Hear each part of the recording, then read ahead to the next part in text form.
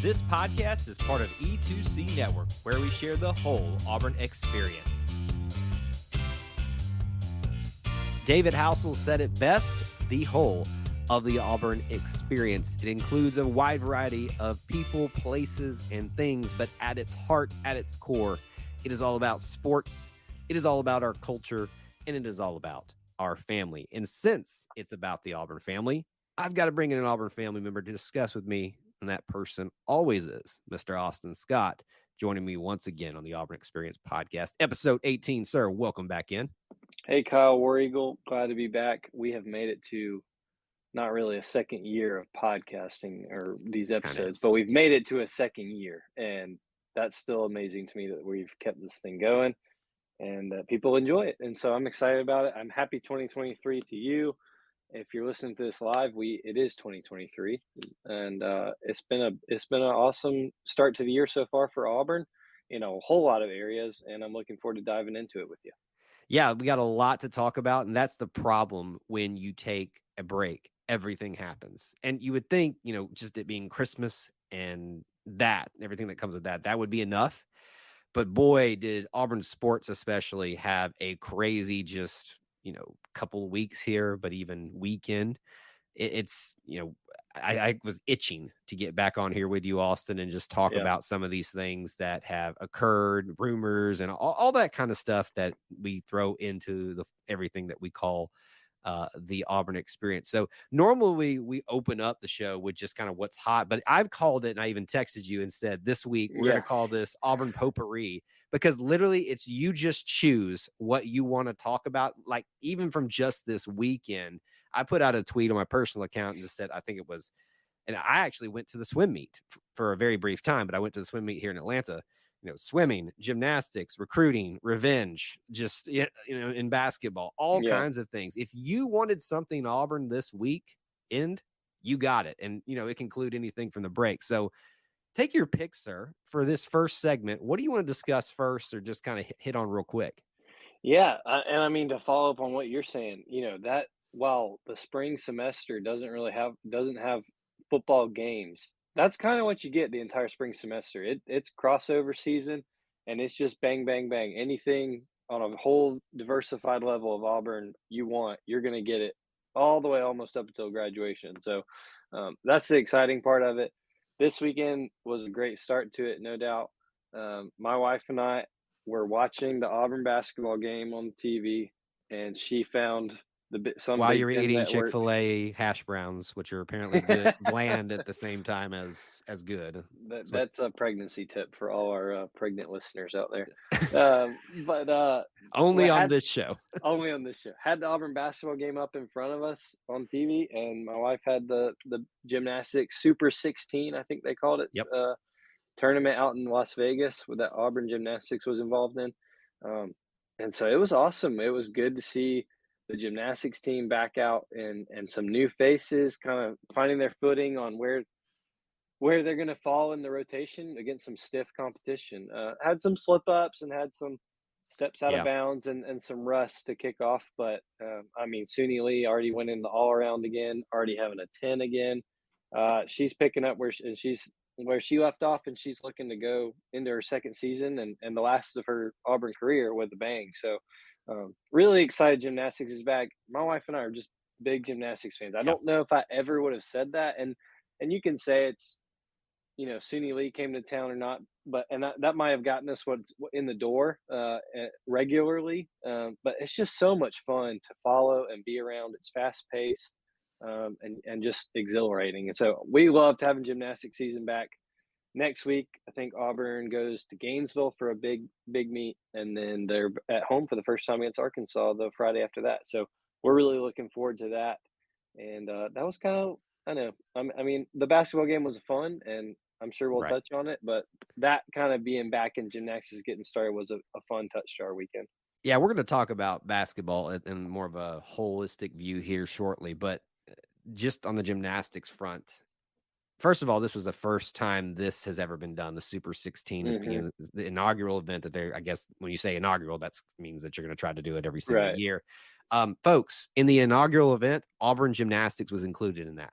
Now, listen, that's not like acting like we were irrelevant in the gymnastics space, but for the longest time, even before SUNY Lee, and we kind of started making ourselves relevant before SUNY Lee got here, Auburn was just kind of like mid, and not from lack of trying and lack of effort, but it was a very like, I don't know what the word or phrase to use is here, but it was hard to break into the elite of gymnastics because you had your Alabamas, your LSUs, Floridas, you had your Oklahomas. I think Utah has been in there too, and UCLA's, all of those big names with gymnastics. And then Auburn burst onto the scene and is, making waves. Darian Goborn, was one of our most recent individual titles before SUNY Lee did that. So having SUNY here has been obviously helpful, but Auburn's been doing that since before she got here. She's just only amplified the attention that gets on her. I mean, they used her headlining the event. That was incredible. Right. So like that unfortunately got kind of lost this weekend a lot because we're going to talk more about gymnastics this season, but just keeping to the potpourri theme with basketball, which we'll talk about, but recruiting as well. I mean, crazy. Football weekend. Recruiting was nuts this week. And I thought, here was Kyle thinking, oh man, 1st January weekend, I'm not going to the game. I got nothing on my plate. I can, do creative things here for E2C Network. Nope. Auburn, Coach Freeze. Dang it, Trevon Reed, we weren't done yet, and he wouldn't let me have a dang moment to breathe the entire weekend. I mean, literally for like 24 hours, it was like almost like every couple of hours, ding, here comes somebody else. Here come the eyes on the Twitter sphere. I mean, I could not catch my breath. And I'm happy about that. You don't hear me that I'm complaining, folks. But, I mean, what did you think about all those recruits coming in for football, transfer, or otherwise? Yeah, and that's the thing I was going to mention is with the portal, a lot of attention gets put on it because it's new, it's crazy, but I mean, there was a whole mix of portal guys, high school guys for Auburn committing over the last 72 hours. That is huge news and fantastic. And so it was big. You think about school starts this week for Auburn University in the 2nd semester, starts a lot of places over the next 2 weeks. And so there is if you want to be in spring practice, well, you are a student athlete, you have to be enrolled in school. School starts this week. And so, it's natural to think, all right, well, this is a lot of times for guys to be making their decisions, which is crazy to me that guys are making their decisions on where they're going to be in college days from before they need to be on campus and in class. Can I break the news to you? There are 7th graders committing at this point. That's how bad it's gotten. Yeah. That, as someone who works at a school and sees a lot of 7th graders, I'm just, no. Since when has a 7th grader made a life choice that was going to last, but also be a good decision at that point? I mean, that's ridiculous. Yeah, just absurd. But lots of good pickups for Auburn. They're still working the portal. They're still working the high school ranks and trying to finish strong and with talent. And so far they've done it, and it's admirable to me. Props to Coach Freeze and the staff that they've kind of put together, since he's been hired just in the last couple months on who they've been able to get on campus and the holes they've been able to fill. No quarterback yet from the portal. And I think that's kind of what everybody's looking to see next. Is that going to happen? Are they going to ride it out? We talk about the portal and we think of waves of guys kind of right after the end of the regular season. And we saw a bunch. And then as bowls would end, we saw a bunch. And the national championship will be over tomorrow night. I think you'll see a few there.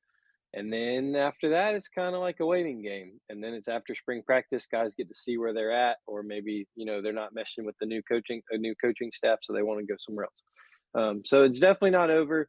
No time to hit the panic button. That'll fall on deaf ears with Auburn Twitter, I'm sure. But there's still plenty out there, and it's kind of made it a year-round thing, Kyle, right? Like we get to follow recruiting year-round. There is no more right up until the winter months and right before signing day in February. It is all the time. Man, okay, you're going to make me be an old crotchety man, and you sent me a tweet or a text about that recently, yes. too. Listen, I enjoyed the heck out of early February, looking forward to that, because it was like the one of the few things that got me in the wait period to football better. So championship game happens in January. You got to wait about a month, and then there's signing day. Then you basically wait for March to get done before April, the spring game comes. And then you've got that long period from May to June to July. Like there were all these stepping stones that helped me get to that point, and now we have to smash what basically is early signing day, but is essentially the national signing day now with, you know, everything else. Like, it's just that's what grinds my gears, sir. And I'm gonna leave it at that. But I'm just thankful that we are obviously making big waves. And I just, at the same token, last crotchety old man, like, just give me a break, Auburn, just for one day, like 24 hours, less than one commit. At the same time, there's people screaming at me for how dare you even be mad at that. But I think you're gonna be busy for a couple more days, Kyle. Oh, but God, you'll get a break. You'll get a break here soon. Don't do this to me. Once we get school rolling, you'll be fine. I thought we was done yet. Cue Javon Reed. That's right. You just gotta read the book I sent you a picture of, and you'll be okay. Okay. All right. Well, let's talk about some basketball. Let's talk about this basketball team that has given us highs and lows since we were last together on the podcast. About a 2 to 2.5 week break that we had there, give or take a few days. So a lot has happened. Now, I should have looked this up before we started. Did we cover the West Coast trip, like in reviewing it before we left for our last episode? Do you remember? We did. We discussed who might each of us want to see on another West Coast trip if we got to pick. So yeah, we did talk about it. So we saw the struggles against obviously Memphis before that. You know, that was the first loss at the Galen Center, and then the rebound and response at Washington. So that's kind of what we left it at. And then since that time, SEC conference play started. Florida game, which was it was a scary game, which I wasn't surprised by, to be honest with you, even in Auburn Arena. But also had great storylines with that. You had the Georgia game. Neville Arena. Did I say Auburn Arena? You did. Yeah. Oh my gosh. We got to stop the show right now. Like, I have gotten on to people for that. And I cannot believe I did that. I am so sorry to the Nevilles. I'm so sorry to the Nev. It's Neville Cryptocurrency Arena is what it will one day be. Neville Cryptocurrency Arena. That's just, I cannot believe I did that. All right. So now that I've got to reconcile with that, we had the game with Georgia. More on that, I'm sure, in a second. And then obviously the great response by Auburn against an Arkansas team. So I've kind of set the table for you in us trying to piece together where this program is at based on what has happened since last we talked to currently now. What do you make of it, Austin? Yeah, SEC play, right? A good start in an exhilarating game. Tough game against Florida. I think we all knew it was going to be tough.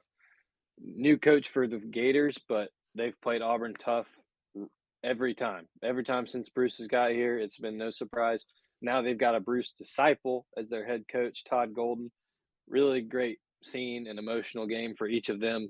Who Todd talks about Bruce like a father, talks about Stephen Pearl as a brother. Just cool to see them kind of reunite. But Todd Golden's group gave Auburn everything they had and almost came out of there with a win. Thankfully, Auburn tied it up there at the end and then was able to break it open or get a late layup by Wendell Green to kind of put it away. So that was exciting, but still just a lack of offense that's hurt Auburn, and it eventually translated into the road game at Georgia. Just can't find a consistent offensive threat from really anybody. And so that hurt Auburn a lot. We talk about how Florida's played Auburn hard since Bruce got here. Well, their coach was Mike White. He's now at Georgia. And that was no surprise either. They played Auburn really tough, and they played a great game and beat Auburn soundly. So all that said, it was really important to see Auburn kind of rebound against a really tough Arkansas team. We all remember the game last year. It was talked about at length on the broadcast. That's kind of become a budding rivalry. The Musselman versus Pearl story. Now, was that their Super Bowl? From what I'm told, that was their last Super year. Bowl. Yeah. Well, apparently it was Auburn's Super Bowl this year. Yeah. I just wanted to be clear for the Arkansas fans when the Super Bowl actually was for. Well, yeah. And when you win a big game, you usually tend to see what it mattered to a team if they stormed the court. Auburn didn't storm the court when they beat Arkansas yesterday. You tell me, Wig Pixuis. Anyway, I don't know. All I know is my house smelled like some good old fried bacon last night. Sizzling, crackling bacon. So but just a good response by Auburn inside Neville Arena. That people were wondering, why is Auburn favored going in this game after what we just saw at Georgia? Well, Neville Arena provides that, and the students were back. School starts this week. Students were back in full force. The place was just packed. So awesome showing by Auburn. Hopefully that's something to build on. I think that's what they're going to have to be this year, is with no offensive threat or established really. It's going to have to, I've seen it described as a rock fight. It's going to have to be gritty defense, play hard, get your turnovers, and make them foul you and get to the bucket, and try and stay in it to the very end. And that's what they were able to do with Arkansas. Hit shots from outside. That was encouraging to see, because that's been a struggle. But that's the roller coaster of Auburn basketball, is up and down, and so we'll see where they go from here. Hopefully, they just keep on going up. In trying to help other Auburn fans figure out what to make of this team, because you've watched them, first of all, take losses that were respectable, but then take one by a Georgia team that really isn't respectable most cases. But when you look at the Georgia team, the way they played and the way they've started the year, I haven't really looked in depth at their non-conference play, so I'm not going to sit here and say that they are better than expected. But when I watched them play, they actually look like a competent team. It's Mike White, maybe underperformed a little bit at Florida, but he seems like he's got Bruce Pearl's number. So kind of taking that, do you think that the struggles that Auburn has seen, or the up and down, I should say, of SEC play in 3 games is more so about Auburn having its own struggles, or the SEC just being that competitive this year? And I know it's early to make that, but just that's what this discussion is about, is trying to assess where this basketball team is at this early in SEC play. Sure. I don't want to take the cop out and say both. I think that is part of it, but I'm going to say that this was a tough start to the SEC schedule for Auburn, and so I think when you look at that Florida game, that's a new coach, right? You look at the Georgia game, that's a new coach. Arkansas, they've kind of moved themselves into the upper echelon of the SEC in the last couple of years. I think that the fact that they were able to compete, but each one has been relatively close, just shows the top to bottom in the SEC has shrunk a lot. And it's a much more even playing field than it was, 5-10 years ago. And so I think that's a huge part of it. I think we're going to have to see our teams that are going to be at the bottom. Vanderbilt's going to be at the bottom of the SEC. There's going to be teams that aren't or with new coaches that aren't as accustomed to the SEC, that are trying to figure it out. Mississippi State's one of those with a new coach who's kind of learning the footprint of the conference. I think that those teams and how Auburn performs against those teams are going to tell us a little bit more about where they are, as opposed to just the SEC as a whole. But it's hard not to deny that there are struggles offensively for Auburn. There is no one they can go to at this point right now that you can just guarantee is going to give you the offensive output you want. Wendell Green has his moments, and when he's good, Auburn is very good. When he's struggling, Auburn struggles. And so that's the way of life being a point guard and of an elite team. And so that's what we're going to need out of him. I do think, and this is a tribute, or not a tribute, how should I say, a compliment to the jungle. Auburn's played 3 SEC games, and they've won 2 of them, and both of them have been inside Neville Arena. And that is something that, when we look at, is Auburn going to be up and down, that's a consistent that we can be sure of, is the home court advantage they have in Neville Arena, with the jungle by their side, and with people packing out that games. I don't care how many seats are in that arena. When it's that intimate of an atmosphere and the jungle is the way it is, Auburn can be in any game. It does not matter. I know how good Alabama looks. I know how good Tennessee usually plays Auburn. In Neville Arena, I'm hard-pressed not to take the Tigers. Yeah, I mean, I agree. There's a 27 home game win streak for a reason. Absolutely. Inside and outside of conference and non-conference play. It is a dominant presence. It's the reason you hear commentators night in and night out talking about it. So really, that's what's going to happen and what you should expect. Trying to, answer the question, what to make of this team at this point. Probably going to be very successful at home. Not saying we're going to win every game. Right. But one of your toughest tests, you just passed with flying colors. I mean, flying colors, defensively and offensively, when you take the whole season so far into perspective. That was a pretty good offensive game for us the last go around. Absolutely. Even only, what was it, 72-59, I think the final score was, so. Which is a pretty average basketball score, Mm-hmm. to be honest with you. When both teams are just one team didn't get above 60. I think if both teams get above 60, that's a pretty average basketball game. If you see both teams getting up above 70 and, you know, maybe one pushing in the mid 80s, that's kind of like, all right, we're scoring some more. And then obviously you had those rare 90 and 100-point game scores.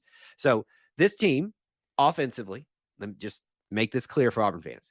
It will be up and down the entire season. But what we have seen is how good this Auburn team can be, even with the struggles and inconsistency offensively, if I could talk. My goodness. But what happens when Katie Johnson finds his shot? Right. What happens or continues to happen if Alan Flanagan continues his momentum that he's built? What happens if Trey Donaldson continues his progression? What happens if Yawan Traore figures himself out? Just even a little bit. Just a little bit. Like, what the possibilities right here are endless. And that's not me trying to set you all up for failure and say, hey, we're going to the Final Four. But what I'm telling you is this: all of you that were getting very frustrated, and I know some of you do it on social media just so you can get a reaction because you want to be social media famous. But those of you that were like, oh, let's fire, there was some of that, believe it or not, or Bruce doesn't know what he's doing. I'm like, guys, chill out. This isn't a football season. One loss doesn't just 2 losses, 3 losses, 4 losses, 5 losses do not destroy your season. It can alter your seeding. This is a team that I think is very well poised to have a lot of success this year. We'll just have to wait and see. And obviously we'll be updating you guys about it along the way. Let's move on from some sports stuff, even though we'll probably find a way to bring it back into it in our final discussion here. Let's talk about Auburn Christmas gifts. It's our post-Christmas show, post-holiday show. And I know this for the audio people. If you are not watching this live, you're not going to be able to get the full experience here because I'm actually going to do a little bit of show and tell, but I will describe. And Austin will describe what he got for Christmas. But that's what we figured we'd have some fun with, just talking about how all that went and anything that we got or experienced. So I'm going to do like the boring, because I actually asked for these and I really wanted these. So I'm trying to stay on screen while I'm doing this. So as a professed person of Auburn fandom that preaches that you need to value and love all things Auburn and Auburn sports, I made it my mission to this year to make it a point that I'm going to find shirts for as many, if not all, of the programs other than obviously football, obviously basketball, and I even have a baseball shirt too. I actually do have a closet full of shirts over there that y'all don't want to see me wear anymore. I wore some of them on previous live streams, and I was like, no, that was too much, Kyle. That was pretty awful, and I can't believe that I even wore some of those back then.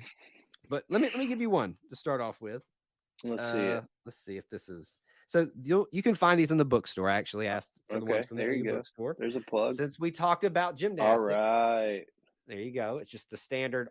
It's a gray T-shirt for those of you on audio with Auburn Gymnastics and the logo below it, and you can find one just like this for most of the programs, if not all of them. But so that is going to be my gymnastics shirt that I'll wear. Classic. I like it. I have tickets for one meet, but we'll see if I get into any others. But I'll be wearing it there. Softball, already got one for that. Same look. I like same it. Look for all of that, and that's all I've got right now. But I think there are ones for equestrian. I think I've seen one for. I feel like there was a volleyball one, but those were the two that we're going to be probably attending, other than basketball, the most recently or in the near future. So I wanted to have something to wear out there. So I would recommend you guys go to the bookstore if you haven't, and get those. If they still have any left, they're good quality T-shirts. So those were a gift from my mother that I got, and she did a good job there. So what you got before I show my other selection? All right. Well, here's one. I got my sister-in-law gave me this. I'm going to try and describe it as well. This is an Auburn Coca-Cola. It's got a nice picture of a vintage Aubie on it. And it's from the Sugar Bowl year, the 1983 SEC championship year. And on the back, it's got the schedule. Yep.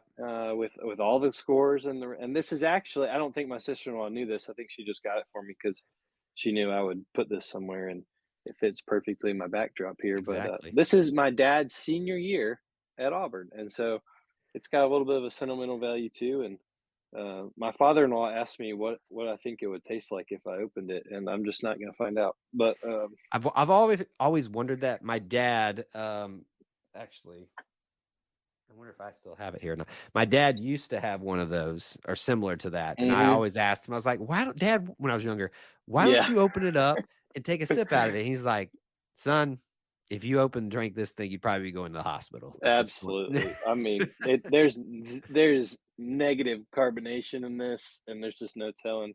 It's just But it's sugar fermenting in there. exactly. There's a antique store locally in Auburn, though, Angel's Antiques. If you're in town, just so much fun place to walk around and find weird stuff.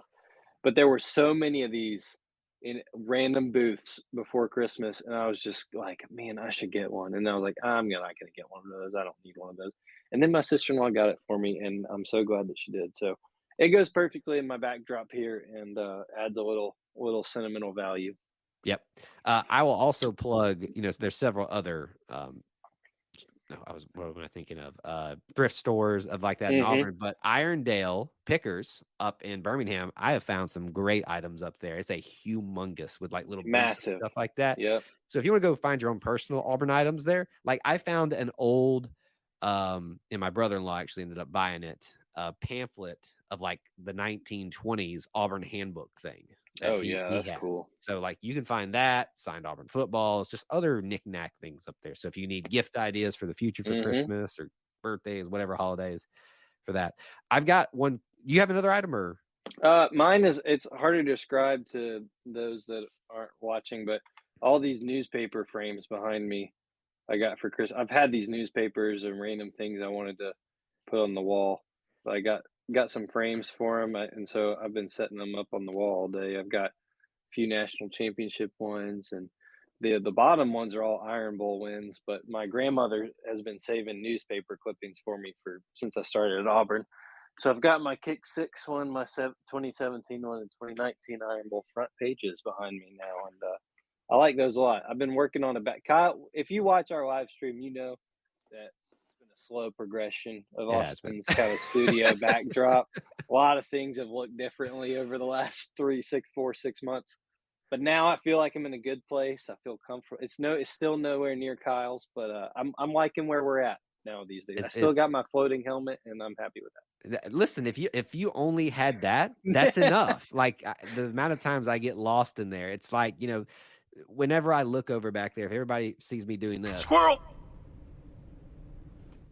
that's me looking at the spinny helmet. So yes, Kyle has been having some fun and adding little things in there. So hopefully Disney doesn't Yeah. get mad at us for adding that in there, but I did it anyway. So you never know, Austin, when I might throw some of those things Yeah, up on, that on there kind of on you. scared me. Did it scare you a little bit? I was just like, "Oh no, what happened?" I planned that. You don't Yeah, know how long I've been sitting here waiting for a moment to push one of those things. That was it. So, that was it. Well, show uh, us. I know you've got something else well, that you've been hyping up here. okay, but let me do this probably boring thing for the fans. But this is more of an Okay. E2C network Auburn related thing, and I'll be honest with you, it may end up not working for our setup here at E2C Network Central, but we're always working on our backdrops and lighting and stuff here. I got some new Oh things for yeah. light bars and stuff. I don't know. The more I think about so your guys are like, that's not even Auburn related. It's Auburn related because it's about E2C network stuff. Exactly. So we're gonna work on it. If it doesn't work out in this particular room that I'm in, I just get something for the back of my TV to light up my TV when Yeah, that's there on you watching go. football games. So, all right, this is the thing that I got for this Christmas that I was not anticipating. My mom is always very good about surprising me, sometimes with Auburn things. This year, she did this for myself and my brothers and their schools that they now claim, or at least I've revoked their Auburn cards. You're not getting it back, by the way, Caleb and Carson. But it was an odd item, but I kind of love it now because the big thing about this backdrop back here is it's hard to make it Christmassy. And you guys have seen, this little truck thing with the Christmas tree that you can't see in the shot that much right now. The Christmas lights that I don't have turned on, we're about to take them down. But we now have, if y'all have been watching some of the videos, Auburn Santa statue. Wow. I pulled it down. I was like, wow, I'm not I didn't know I was getting this, but now I love it because it's been sitting here in the back in the video. So from now on, Check ETC that Network out. Central, it's an Auburn Santa suit. Well, an Auburn Santa in an Auburn suit. And then he's got his little Auburn bag and Now, did she jingle all the way. make this, buy this? No, this is they make them for each school, I think, or several of the schools. Like they had a Baylor one, they had a SMU one. My mom will love that you shouted out Baylor. Well, how about get used that? to it. So that's my Christmas haul. I feel like there was something I'm missing, but that was my Auburn stuff. I didn't ask for a lot of Auburn stuff this year, but that's what I got. Well, that's pretty good. That's a good haul. I feel like I'm missing something too. We got a lot of baby stuff. And my dad has given us lots of Auburn baby clothes already, non-Christmas. But I feel like I'm missing something too. But that's a good haul for both of us. And and it sounds like a lot of it will benefit the live show on E2C for the Auburn experience. So if you're not watching live, you don't know what we're talking about visually. Now listen, you audio people, we love you being there. Of course. Because you're helping power that part of that we need to grow as well. But we'd love for you to come spend some time over here with us live. It's a different experience. That's why we provide both things for you in case you just want to, for some odd reason, I don't know why you would, but I hope you do. Go listen to it twice. There's a floating helmet. There's a floating helmet on here, folks. What else do you need? We talk about potpourri. We talk about basketball. We talk about Christmas Santa. What else do you need on a podcast about the Auburn experience? So that's our show. Getting back from the Christmas holidays. It's good to be back in the saddle and hopefully getting a regular updates to you each and every week going forward. Austin, on your way out, where can they find you? Oh, find me at Austin G. Scott. I'll be there and following along with all the various Auburn athletic events we got going in Auburn time. Good luck to our students if you're listening on the way back to school. Hope the seniors that are in their last semester just embrace every second of it.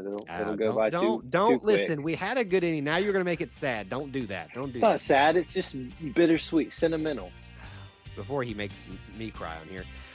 With that being said, you can find me on Twitter at Kyle Loomis 24. Yeah, I need to get out of here before I ruin the end of the show. You almost ruined it. Now I'm ruining the end of this thing. Thank you guys for tuning into the show. The Auburn Experience, episode 18 in the books. Till we talk to you again. War Eagle. War Eagle.